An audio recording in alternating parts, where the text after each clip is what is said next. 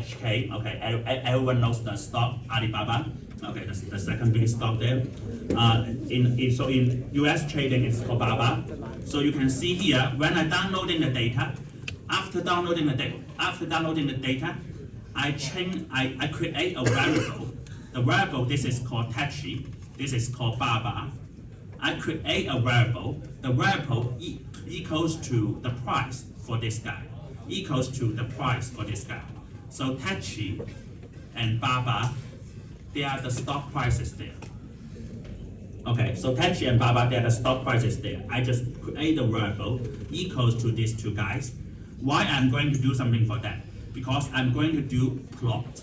I can make plots so together with each other to see their trend. Okay, to see their trend together. So let's show you again from R here. We download the data we create the name for BABA, for Tachi. So one is for Tencent, one is for BABA. Then we create a plot. Okay. So from here, you can see that in R, it is easy for us. It is easy for us to put two stocks next to each other, like two figures next to each other. Okay, so this is Tencent stock. This is BABA stock. Okay, for the past 4 years.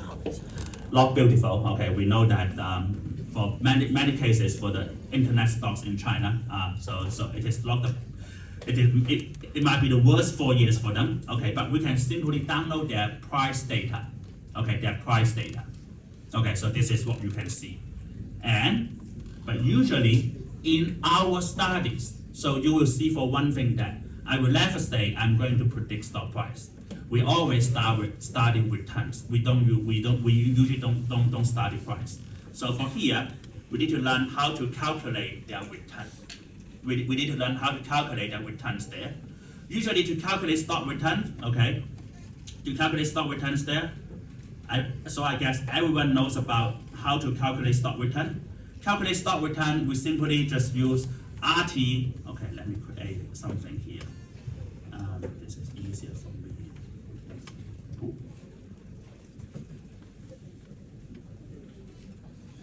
Okay, so put it here.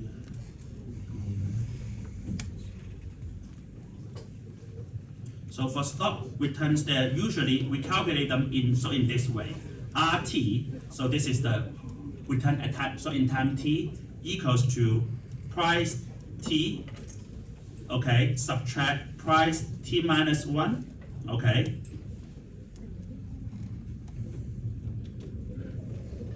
Without dividend, without considering any dividend, we use this formula to calculate stock returns divided by P T minus 1.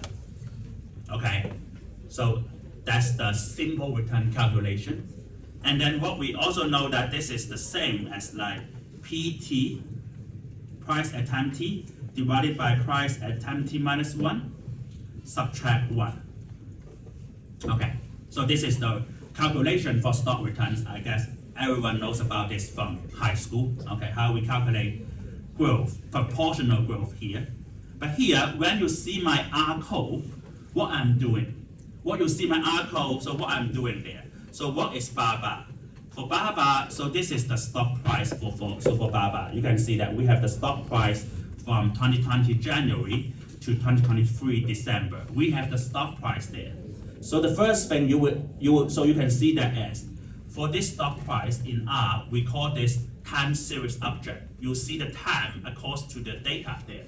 You see the time, so this 209 corresponding to stock price on January 2nd.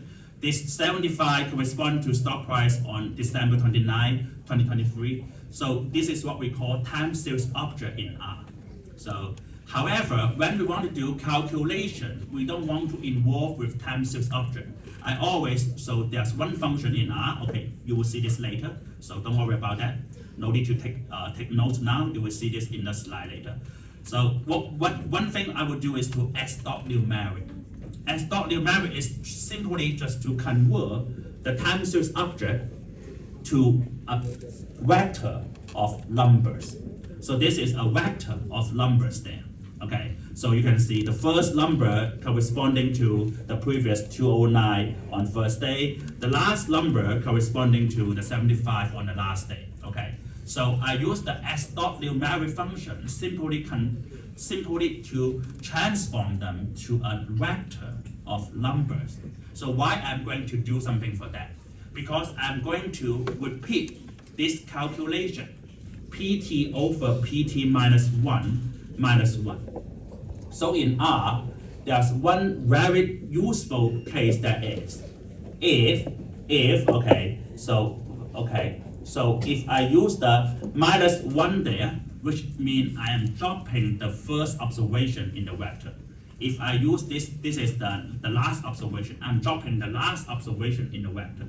So the formula, what I'm doing here, this is like a vector-wise calculation. So I will explain, so don't worry about that now. I will explain this in about 40 slides, okay? I just want to show you that what I'm doing in this one line of code, actually I'm just doing this.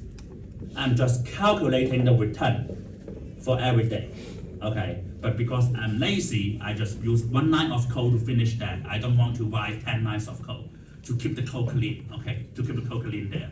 So I'm calculating the return for Tanshin, return for Baba, and then I'm going to create the histogram. Why we want to create a histogram? Okay, let me run the code here. Okay, I can also run the code here to calculate the return. So I create two variables now. One is return for Tanshin, one is return for Baba. Okay, and then the next thing I'm going to do is to plot their return. Okay, plot their return. You can see that this is the second plot you see from my lecture for the day. And then when you see these plots there, this might reminds you or rings a bell for your memory from your first statistics class. Looks like a bell-shaped distribution. Okay, and that is the reason why I think stock return can be the best data set we use for data analysis. Because it comes back to something we know how to deal with. Bell-shaped distribution. Okay, of course, it is not exactly bell-shaped distribution, it is not exactly the normal distribution, but it is quite close to normal distribution. Okay, this is something we observe. For different stock, for Tanshin, for Baba, for the sample year from 2020 to 2023, we use their daily stock price to calculate their return, and then we plot their return using histogram. We plot their return using histogram there. What we obtain, that is, histogram for returns looks like normal distribution. Then you understand why we can use probability and statistics to learn about stock price. Because they follow in this way. If they don't follow in this way, then nothing we can do. But they happen to follow this way. And this is something related to what we learn in probability, something called central limit theorem. Okay, what we learn from central limit theorem. And then eventually you will see something very close to normal distribution.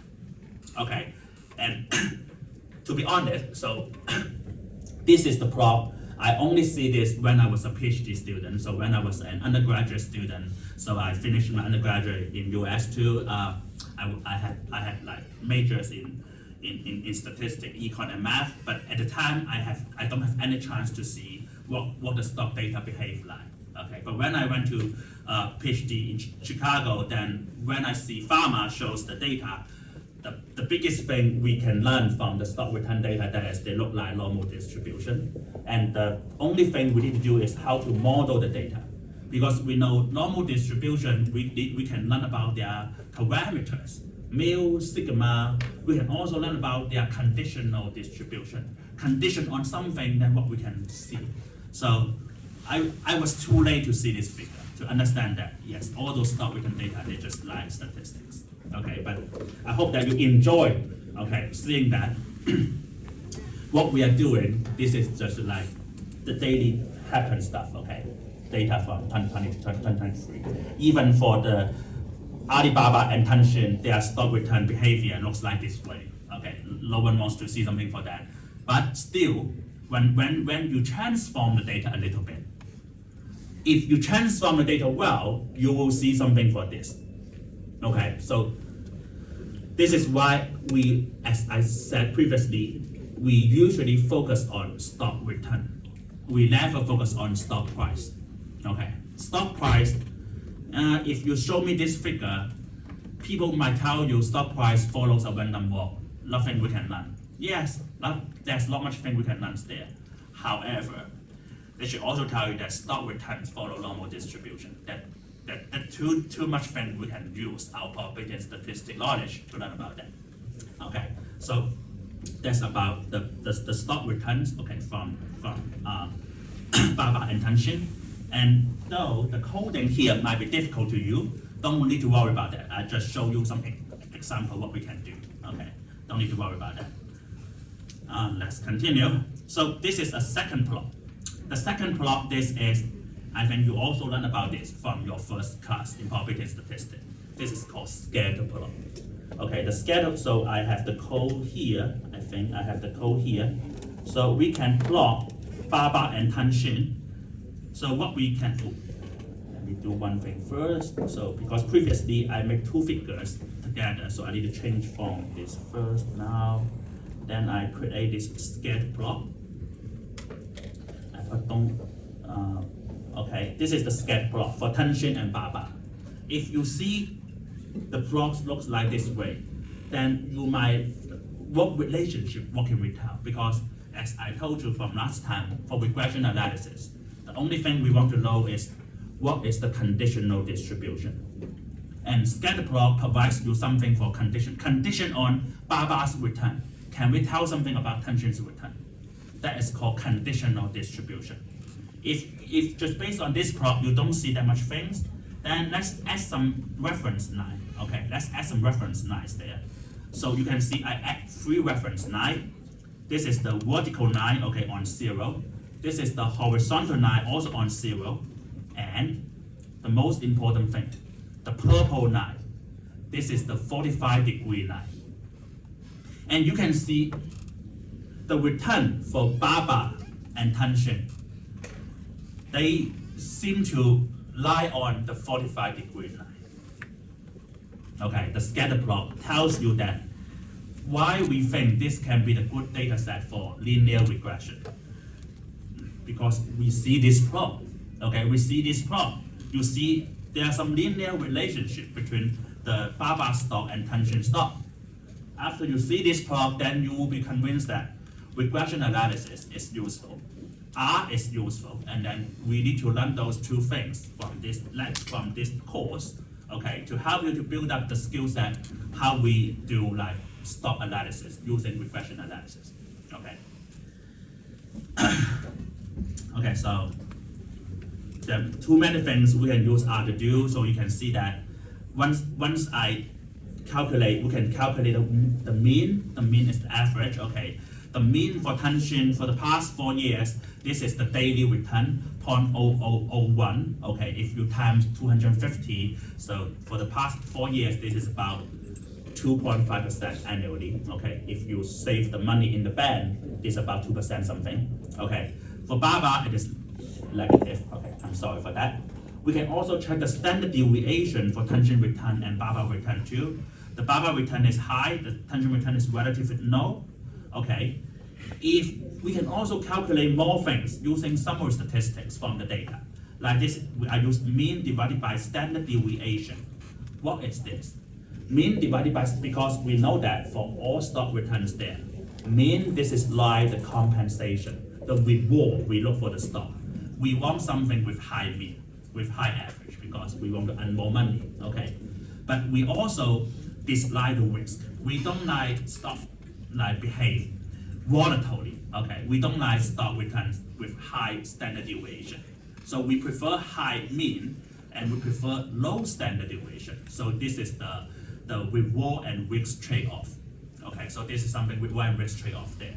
So some Nobel Prize winners, his name is called William Sharp. Okay, so this guy, he generated the formula, mean divided by standard deviation.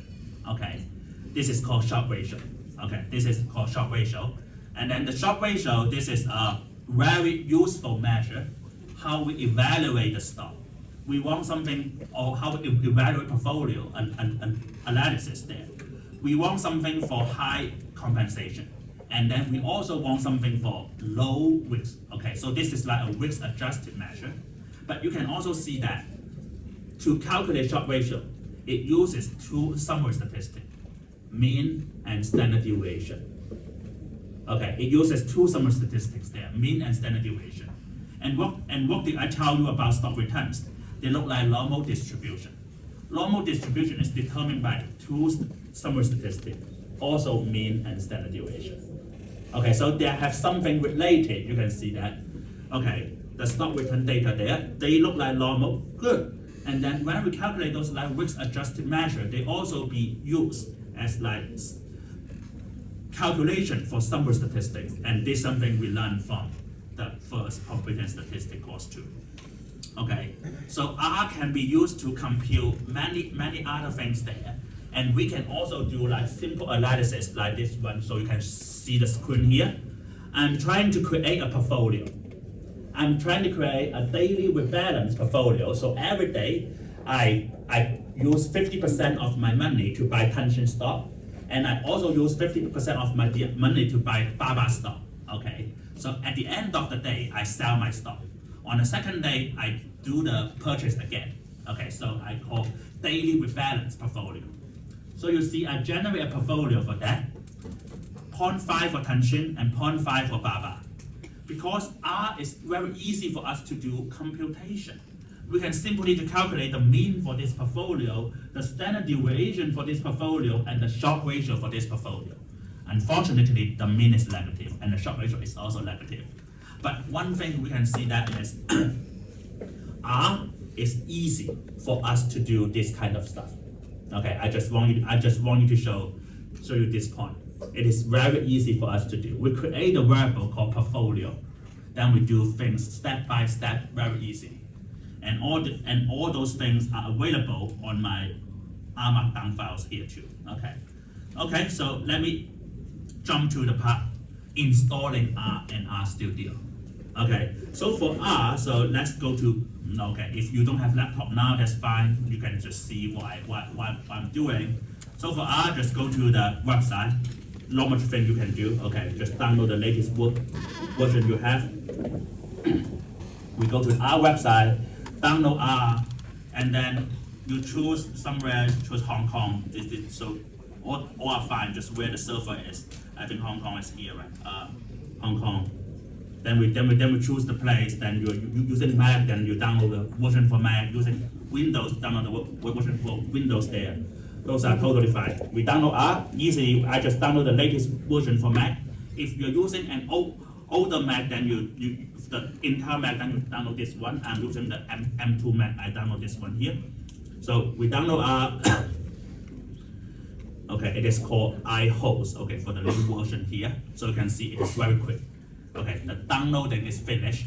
Nothing fancy. For the installation here, usually I just click. Yes. Agree. Done. Install password. Okay. So the installation is easily done in a minute. So you see everything is free. The installation is quick. You can see nothing I do here. Just click. Agree. Then done. The R is installed in my computer now. So where is my R? Okay, this is R. So R looks like this way. Okay, so R looks like this way. So you can see this is my R installed in my computer. So this is the logo for R. So if you want to know, this is the logo for R. Very clear. Okay, a big R there. You can check it yourself. Then, why I also say we need to download RStudio and R.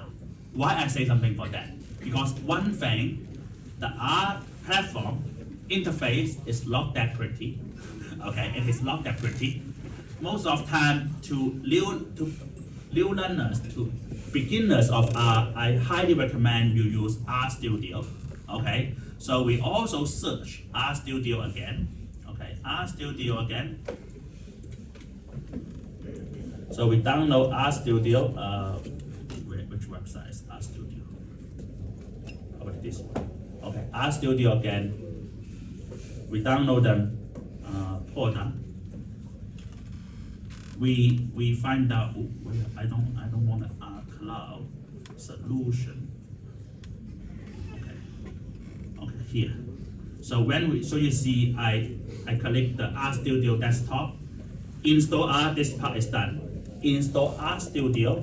So they already detect my computer as a Mac. So I download Studio for here. I click everything. Okay, so this is a straightforward exercise. The downloading should be finished in a second. Okay, so we install RStudio, put to application, replace. Okay, I need to close my things now. Don't save. Okay, install the RStudio program. Replace the old one. Okay, it is done. So this is my RStudio. So you can see that once I can easily to open my RStudio, then back to something I have. Okay, so I don't think it will be difficult for you to work on RStudio, but if you have difficulty, go to the YouTube link and then follow their steps. Okay, but you already see that I finished all downloading and installation in a few minutes. So it is simple. Any question up to now? Because then we can show you step by step. So the plan for today that is, I plan to finish the whole R lecture for today. And then this might be the only lecture for introduction to R. And then you practice yourself, because usually for programming exercise, you have to learn yourself.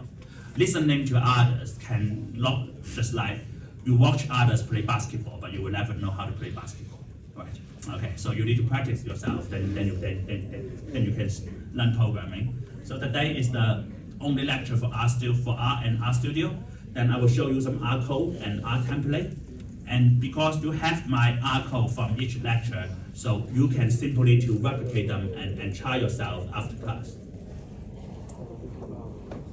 Okay, then continue. For RStudio, okay, as I mentioned, RStudio is better than R because it is prettier. Actually, they are the same, so you don't need to worry about that. RStudio is still running the kernel of R. It is just prettier. So you can see here, we can open some source file. The source file I'm going to use is called RScript. What is RScript? As I mentioned, R is a command line language. We need to write some code. If we write some code, where we are going to write those code there? Yes, we can write the code in console, but we can also write the code in RScript. Okay, so on the RStudio here, you can see that there are 4 parts for my script. Okay, that you can control this yourself. That I usually put the top left part as my RScript. Okay, on my top right, you can see console, terminal, background drops there, and plot file environment for different parts. You can change this yourself. I think the case is from preference. You can use, I think there's a preference somewhere. Tools, the global options. Yeah, so you can easily change your layout for which part you put on the top left, the top right, and the bottom right. So those are your choice, okay? So you can easily to modify the screen for these 4 parts there, okay? Usually, what I want to do that is I keep a long part for my RScript. As I mentioned, RScript, this is something to save the code. We need to save the code. We write something, we need to save them.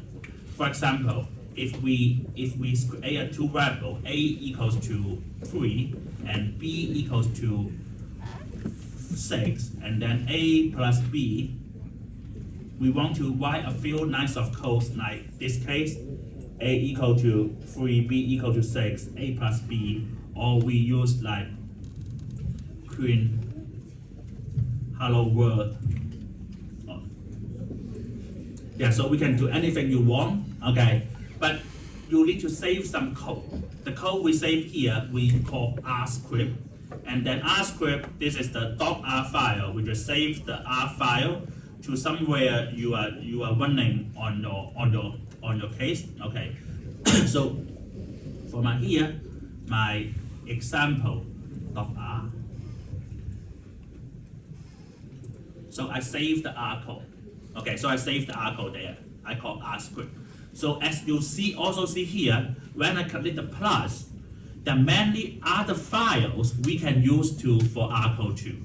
Okay, so previously for the case I used R markdown, so that's the RMD file. When I show you the nodes, how I generate code one by one. If you know how to write plus C++, you can also run C++ here. You can also run Python here, C code here. You can do everything here from R markdown.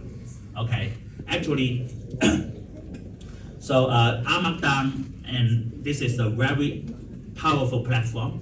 You can incorporate different source code from Python, from R, from C++ to combine them all together.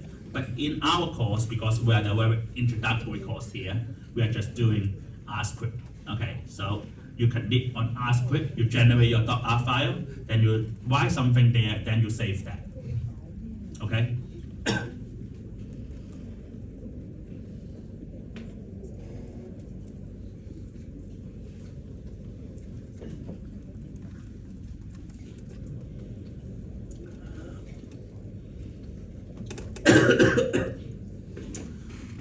So previously, so you see that I saved this file in one of my teaching folder. If I want to open that file, I just look for the folder there, right? I just look for the folder. This is my 3252 lecture 2 example.r. Then I can open my file. I can just simply use the folder to find it. I can also open my R markdown file there too. Open them one by one from the previous case.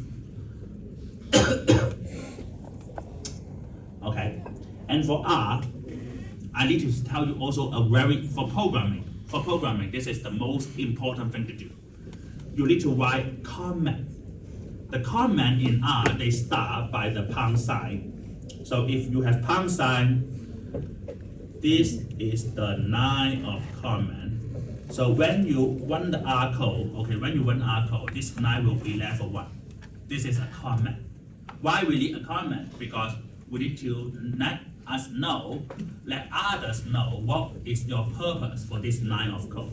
Okay, like A equal to 1, B equal to 2, C equal to 3. We want to load A times B times C. So this is for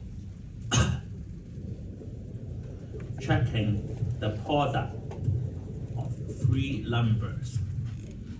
So then we understand that this 4 lines of code has a purpose. The purpose is checking the product of 3 numbers there.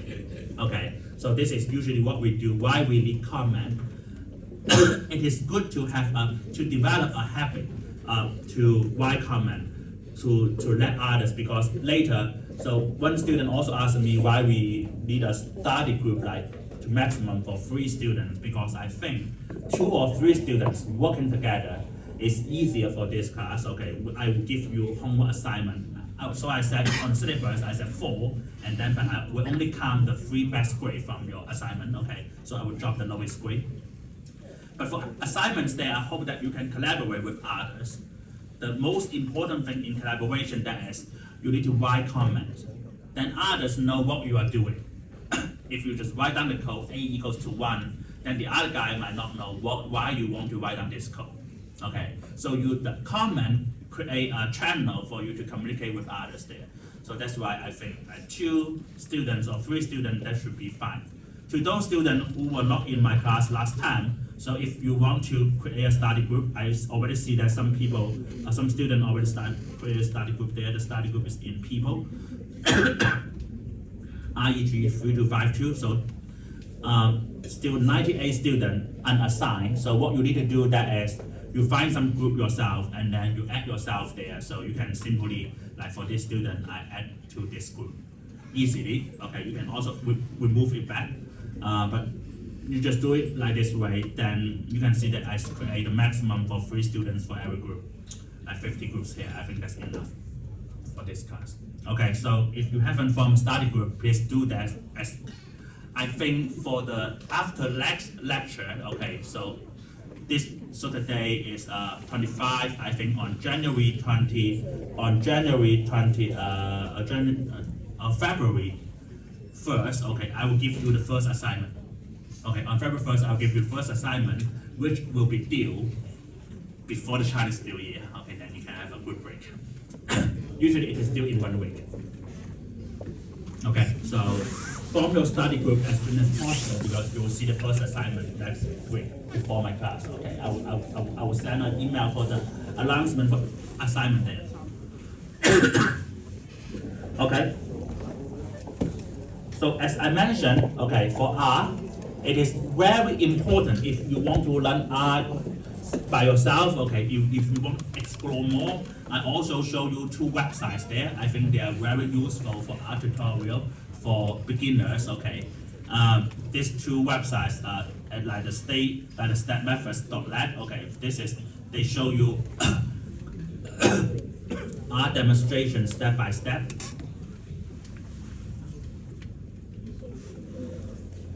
Okay, so you can learn some R code, simple R code introduction yourself after my lecture if you find more things there. But with the ChatGPT now, I think the most important thing that is you should learn from ChatGPT too. Okay, if we are going to create an R, say we want to create an R example to draw a box plot, okay?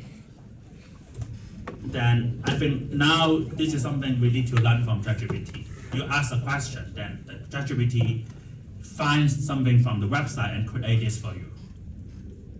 Okay, he's using a very fancy package called ggplot2.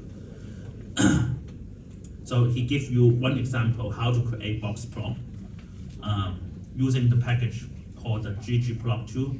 He also gives you a lot of simple example, just use the box plot function and how to do that. Okay, so ChatGPT should be a lot of good friend for you to learn R and to learn programming. Okay, or you can also say that create an example to draw a box plot for 2 variables in different color. Okay, so you can let ChatGPT help you to create example codes. Then you plug in your stuff there. So this is something what I'm doing for my research now. Because I'm lazy, I just let ChatGPT to create some sample codes there. Then I can copy paste and then I change for something. Then I have my code. If you happen to know, then the Copilot, this is one good application for ChatGPT. What they're doing now. So you can see they give you some example how we create for 2 variables box plot with different colors. Okay, so this some examples for you to do, and if you want to ask question how we search for help, you try my